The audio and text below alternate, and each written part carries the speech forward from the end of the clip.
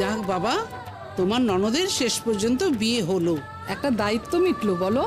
বাপ নেই, কিছু নেই, তোমাদেরই তো সব করতে হলো। আর বলবেন না, এখন ভালোই ভালোই থাকে তবে না।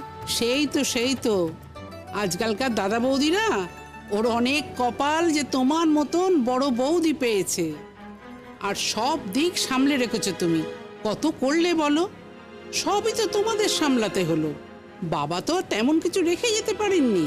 তাই তো বলি, শিমুলের দাদার উপরে কত চাপ বুঝতেই তো পারছেন। আজকালকার দিন, তার মধ্যে নিজের সন্তান রয়েছে, তার পড়াশোনা, তাকে ভালো করে মানুষ করা, কি ভালো জায়গায় পড়ানোর ইচ্ছে আছে। অনেক চাপ আমাদের উপরে। ছোট বউয়ের তো এখনো বাচ্চা কাচ্চা কিছু হলো না। হ্যাঁ, এখনো হয়নি বাচ্চা, হলে তো চাপটা বাড়তো আর। সেই জন্য তো বুঝতে পারে না সংসারে কত ধানে কত চাল। আপনি আর কোকনি তো, আমাদের তো আর তা না। কিছু বলছিলেন আপনারা কাকিমা আমাকে নিয়ে? না তা নয়, বড় বউয়ের সঙ্গে একটু মনের কথা বলছিলাম আর কি। কি সুন্দর তোমরা ননদের বিয়ে দিলে। তবে আবার দুঃখ প্রকাশ করছিলাম যে তোমার আবার কোল খালি রয়েছে, এখনো বাচ্চা কাচ্চা হলো না। কি আশ্চর্য কথা মাসিমা, আপনি এতে কেন দুঃখ পাচ্ছেন? দুঃখ তো আমার পাওয়ার কথা, কিন্তু দেখুন কই আমার তো দুঃখই হচ্ছে না।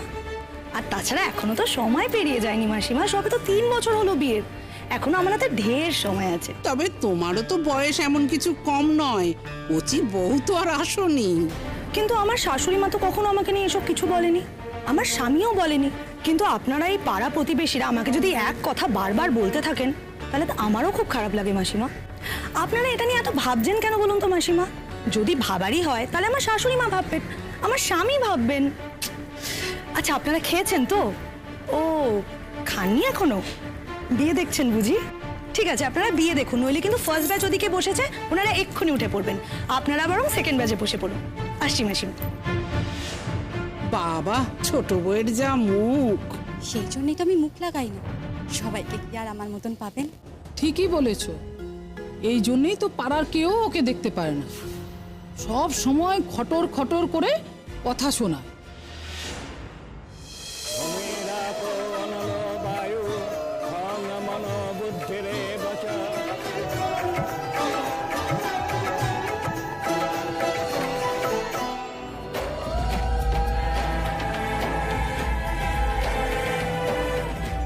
আপনারা সবাই আমার মেয়েটাকে একটু আশীর্বাদ করবেন প্রাণ ভরে, যেন সুখে সংসার করতে পারে, সবার সাথে মানিয়ে গুছিয়ে চলতে পারে। ছোটবেলা থেকে তো সেই শিক্ষাই দিয়েছি বলুন, যাতে সবাইকে নিয়ে মানিয়ে চলতে পারে, যেখানে যাবে সেখানে যেন সবার মন জুগিয়ে চলতে পারে, এইটুকুই তো চাই, আর কিছু চাই না। সবই ভালো, কিন্তু একটু দূরে হয়ে গেল। কি আর এমন দূরে? এর থেকে তো অনেক বেশি দূরে অনেক মেয়ের বিয়ে হয়, দিল্লি, বম্বে, কেউ কেউ তো আবার বিদেশেও চলে যায়। সেই তুলনায় আমার মেয়ের তো অনেক কাছেই বিয়ে হয়েছে। আর তাছাড়া রোজ রোজ তো আর শ্বশুর বাড়ি ছেড়ে আমার এখানে আসবে না, সময় সুযোগ মতোই আসবে।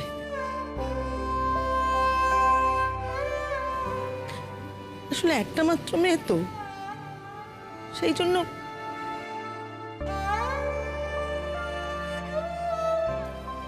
কাকিমা,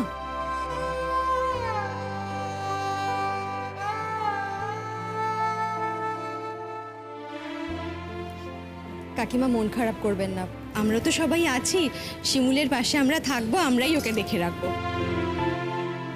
হ্যাঁ, তোমরাই দেখে শুনে রেখো আমার মেয়েটাকে।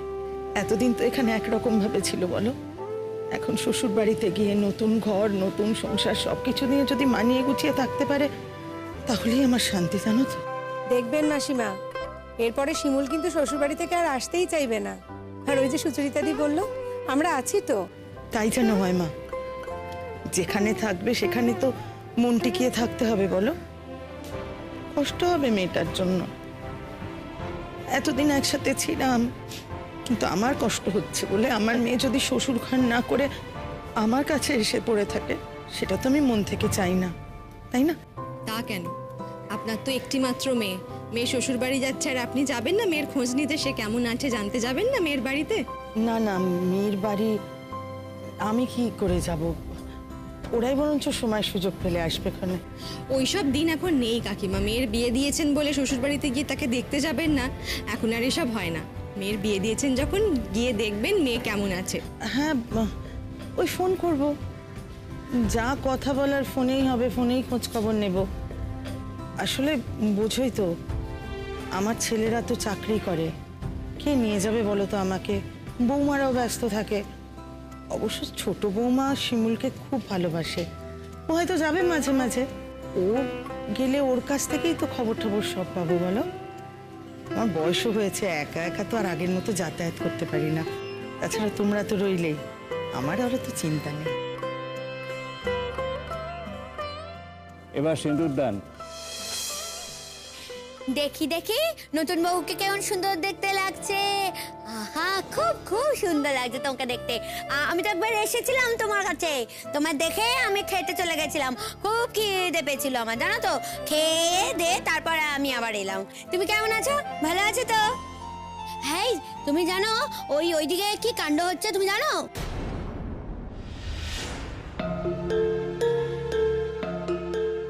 আমার ছোট ভাই পলাশ, ওর না বন্ধু বান্ধব এসেছে তোমাদের বাড়িতে বিয়ের জন্য। ওরা না সমানে খাবার নষ্ট করছে জানো। তোমার ভাই না দাদা, ছোট দাদা, ও না খুব রেগে গেছে। খুব স্বাভাবিক, রেগে যাওয়াটা তো খুব স্বাভাবিক। তুমি বসো না। বসবো কি গো, আমরা মোটে খাবার পাই না। আরে এখানে সবাই মিলে অত খাবার নষ্ট করছে, তাই তো বলছি তোরা এত খাবার নষ্ট করছিস কেন? তোরা খেতে এসেছিস, খেয়ে চলে যা। মানুষের কি পয়সার দাম নেই নাকি? পয়সার মা বাবা নেই? খাবার দাবার এত নষ্ট করে কখনো কেউ নষ্ট করে নাকি খাবার? কে খাবার নষ্ট করছে? এই দিদি, তুই চুপ করবি? এত কথা বলতে কে বলেছে তোকে? তুমি একবার এই খাবারগুলো কিনে আনো দেখি, তারপর যদি এই খাবার কেউ নষ্ট করে তখন দেখবো তোমার কেমন লাগে। বাড়িতে কি খাও তুমি? আমাদের বাড়িতে তো রোজ ওই একই রান্না হয়, ডাল ভাত আর ঘাটের চচ্চড়ি, আর সপ্তাহে একদিন বা দুদিন মাছ, আর দুদিন ডিম, তাও সুতো দই কাটা। এই তো আমাদের খাবার ছিঁড়ি, তাও যদি ওই খাবার কেউ ফেলে দেয় তখন তোর গায়ে লাগবে না? আর আমাদের এই বাড়ির বউ, মানে নতুন বউয়ের বাড়িতে সবাই কত আয়োজন করেছে, কত কষ্ট করে আয়োজন করেছে, তাই না? সেই খাবার যদি ওরকম কেউ ফেলে ছুঁড়ে নষ্ট করে, খারাপ লাগে না? কি অবস্থা! ওরা খাবার নিচ্ছে, নিয়ে পায়ের তলায় পিষে ফেলে দিচ্ছে, আবার নিচ্ছে, আবার ফেলে দিচ্ছে। এমন কেউ করে বলো? পয়সা কি কোনো মা বাবা নেই? মানুষের বাড়িতে কত থাকে গো, কত থাকে মানুষের বাড়িতে। যতই থাক না কেন, তাই বলে কি খাবার অভাবে নষ্ট করতে হয়?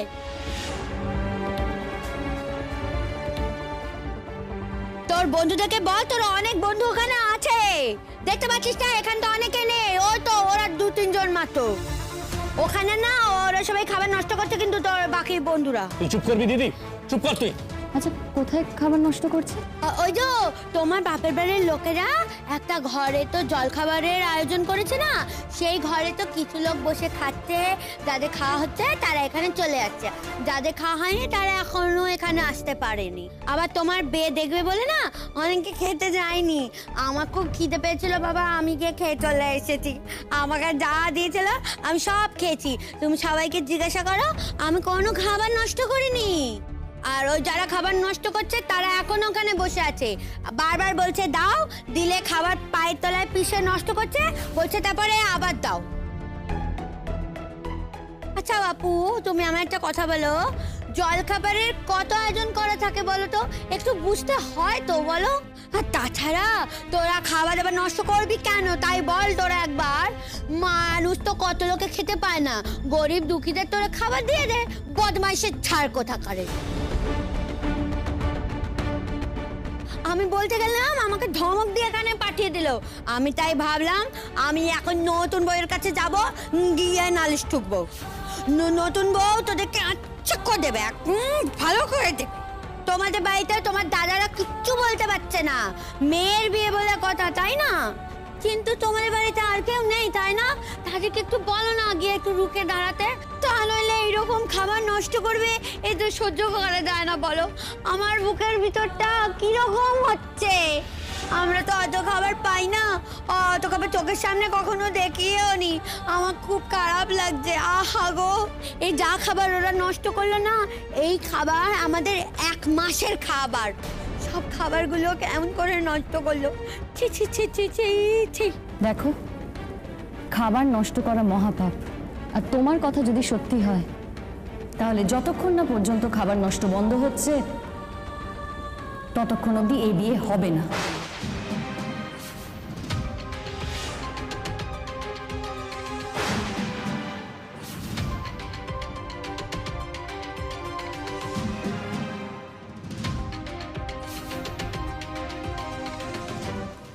এ কি মেয়ে উঠে পড়লো কেন? এখন তো সিঁদুর পরানোর সময়। মাফ করবেন ঠাকুরমশাই, যতক্ষণ না অবধি সিঁদুর পরানোর মতো পরিস্থিতি তৈরি হচ্ছে, ততক্ষণ অবধি আমি সিঁদুর পরতে পারবো না।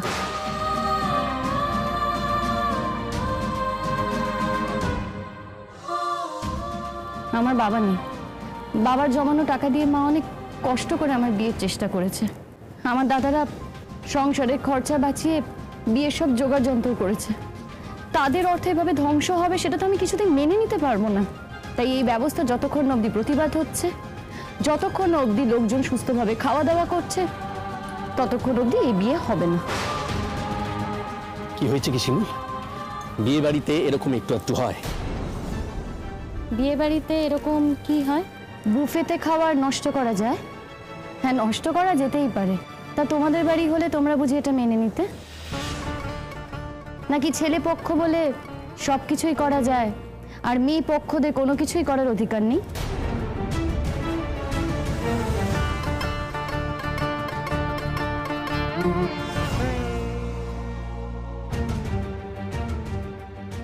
শিমুল, কি হয়েছে? আচ্ছা শিমুল, তুমি কেন মাথা ঘামাতে যাচ্ছ? আমি অনেকক্ষণ ধরে দেখে এসেছিলাম ওখানে অশান্তি হচ্ছিল। প্রথমে ভেবেছিলাম সামলে যাবে, কিন্তু এখন তো শুনছি কিছুই সামলায়নি। এই তো তনুজিৎ এসেছে। এই কি হচ্ছে রে ওখানে? দেখো না, ওখানে খুব বড় ঝামেলা লেগে গেছে। তাই আমি তোমাদের ডাকতে এলাম। একটু সামলাতে হবে ওখানে কাউকে গিয়ে। ছেলে পক্ষের সাথে তো মেয়ে পক্ষের তুমুল লড়াই লেগে গেছে। ঝামেলা লাগবে তো আমি দেখে এসে তারপরেই এখানে কথাটা বলেছি। এখন তো আমি দেখতে পাচ্ছি আমার বাইরে গায়ে লেগে যাচ্ছে। এই, তোর ভাই বন্ধু বান্ধবরা কি করছে একবার নিজে গিয়ে দেখে যা। শিমুল, তোকে কোথাও যেতে হবে না। তুই আবার বসে পড়, আমি দেখছি গিয়ে। কেন মা, চুপ করে বসবো কেন? দেখো, তোমরা আমাকে যা করতে বলেছো আমি কিন্তু তাই করেছি। যেখানে বিয়ে করতে বলেছো সেখানেই বিয়ে করেছি, কোনো কথা বলিনি, কোনো তর্ক করিনি। এখন যদি আমি অন্যায় প্রতিবাদ না করতে পারি, তাহলে আমি লেখাপড়া কেন শিখিয়েছিলে বলবে আমাকে?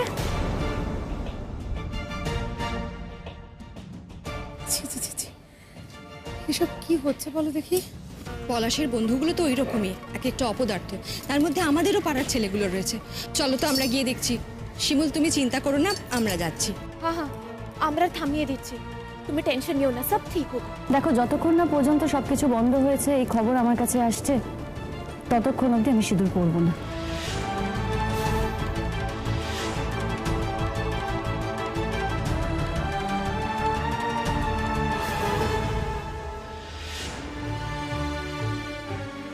আচ্ছা, আপনারা 1000বার খান, আমাদের কোনো আপত্তি নেই, কিন্তু আপনারা খাবারগুলো কিভাবে নষ্ট করতে পারেন না, তাও আবার এই দুর্মূল্যের বাজারে। বাট আমাদের নয়, আপনাদের কি মনে হয় যে খাবারগুলোকে আদৌ নষ্ট করা উচিত? নষ্ট করছি না তো, আমরা তো খাবার নিচ্ছি শুধু। ওই তো আপনাদের খাবারে মাছি শুদ্ধ খাবার দিচ্ছেন, তাই আমি সিঙ্গাড়াটা ফেলে দিয়েছি, তাতেই এত। আর এটা তো আপনাদের রাতের খাবার নয়, এটা তো শুধু আমাদের আপ্যায়ন করেছেন বরযাত্রী হয়ে এসেছি বলে। আর এইটুকু সামান্য যদি রিস্ক না নিতে পারেন, তাহলে বোনের বিয়েটা দিচ্ছেনই বা কেন? দেখুন, বোনের বিয়ে দিচ্ছি তার মানে এটা নয় যে আমরা খাবার অপচয় করব। আর এমনিতে আমরা আমাদের বোনের বিয়ে খুব কষ্ট করে দিচ্ছি। কি বলতে চাইছো তুমি শিমুল? এইটুকু কথাও কি আমি বলতে পারবো না? বউয়ের দম আছে, এই বউকে দিয়ে চলবে। আমার মাকে একদম নাচ্ছা করে টাইট দিতে পারবে। খুব ভালো হচ্ছে, আমি খুব খুশি হয়েছি। ঠিক বলেছিস বউ, তুই একদম ঠিক কথা বলেছিস। তোর বাপের বাড়ির পয়সা নষ্ট করবে তুই বলবি না, তুই প্রতিবাদ করবি তো করবি। তোমার দাদারা তো রয়েছে, তারা কি তোমার কাছে এসে নালিশ ঠুকেছে? তুমি এত কথা কেন বলতে চাচ্ছ? কথা বলতে যাচ্ছি বৌদি, ভয় পেও না। বিয়ে ভেঙে যাবে বলে ভয় পাচ্ছ তোমরা?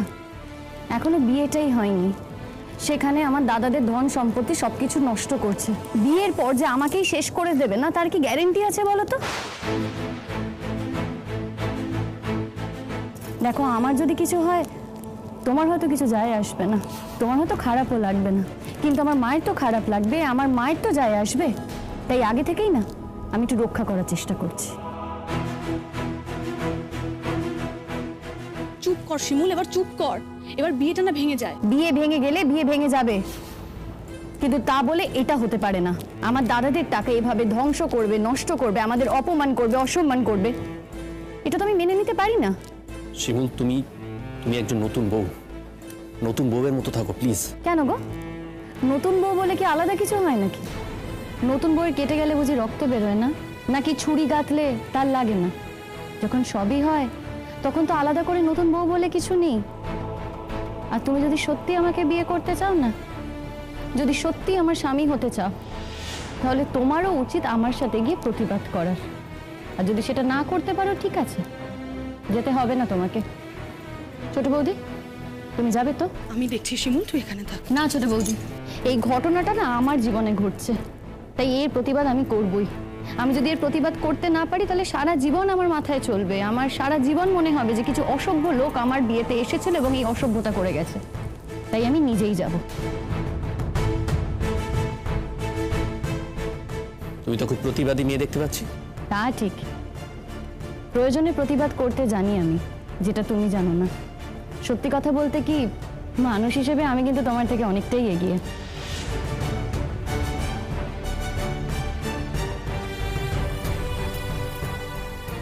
শিমুল, আমি যদি এখন এই বিয়েটা না করে এখান থেকে চলে যাই, সেটা কি ভালো হবে? যা হচ্ছে এর থেকে তো আর কিছু বেশি খারাপ হবে না।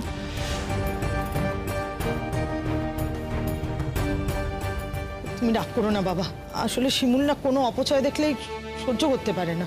আর যদি এরকম ঘটনা সত্যিই ঘটে থাকে, বুঝতেই তো পারছো, বাপ মরা মেয়ে, বাবার দায়িত্ব দাদারা পালন করছে, তাদের তো খারাপ লাগবে বলো।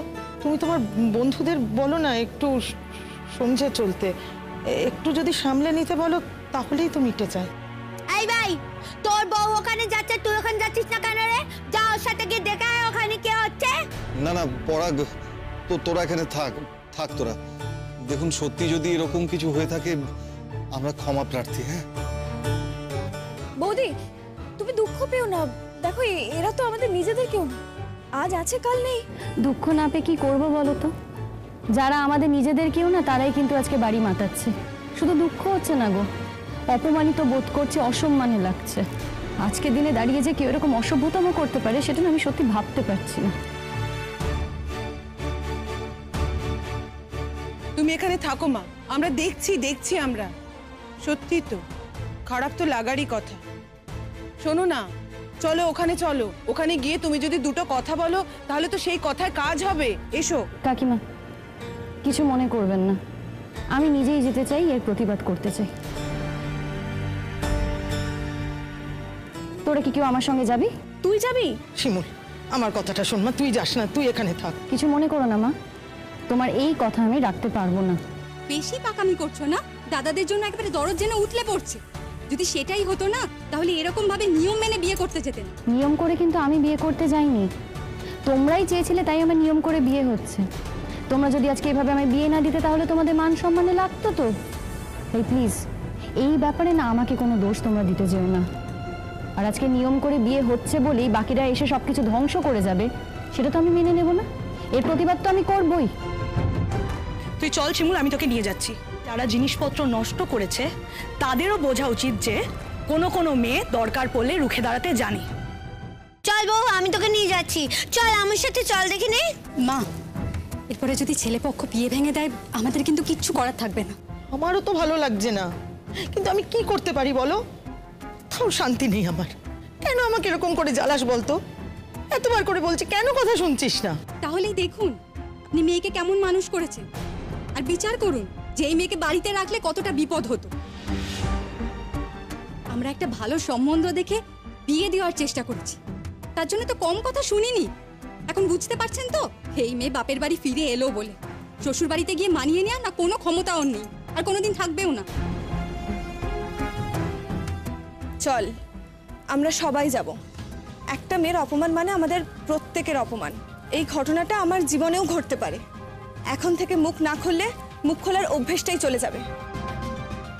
তোরা কে যাবি না যাবি সেসব পরের কথা, আমি যাব, আর আমি যাচ্ছি। ব্যাপারটা যে কি হচ্ছে আমি তো কিছুই বুঝতে পারছি না। কি আবার হচ্ছে? বিয়ের আসর থেকে বউ চলে যাচ্ছে, এরকম বিয়ে বাবার জন্মে দেখিনি। হিম্মত থাকলে তুমি বউয়ের সঙ্গে চলো, সারা জীবন মা বেরুয়া হয়ে থাকবি নাকি? একবার দেখবি চল, তোর ভাইয়ের বন্ধুরা ওখানে কি অসভ্যতম করছে। তুমি যদি তোমার বউয়ের পাশে দাঁড়িয়ে গলা না তোলো তাহলে ওরা তো আমার বউকে মানবে? এটুকু বুদ্ধি তোমার মাথায় নেই না? আবার আমাকে বলছে বোকা, বোকার হদ্দ। বোকা হদ্দ আমি না, তুই বোকা। পুতুলদি, আমি একাই যাচ্ছি। তোমার ভাইয়ের যদি আসার ইচ্ছে না থাকে ওকে আসতে হবে না, আমি একাই এর প্রতিবাদ করব।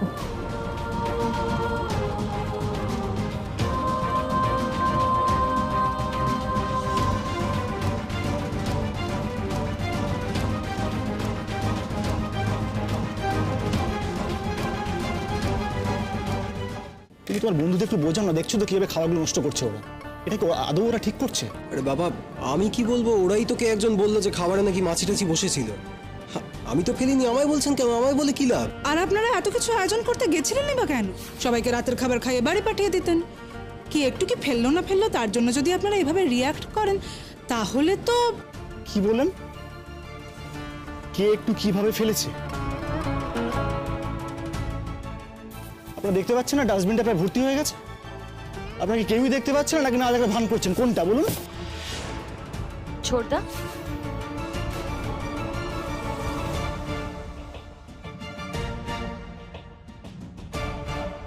কি রে শিমুল, তুই এখানে?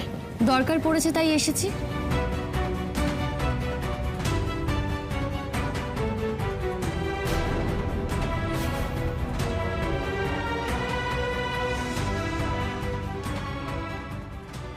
মা তুমি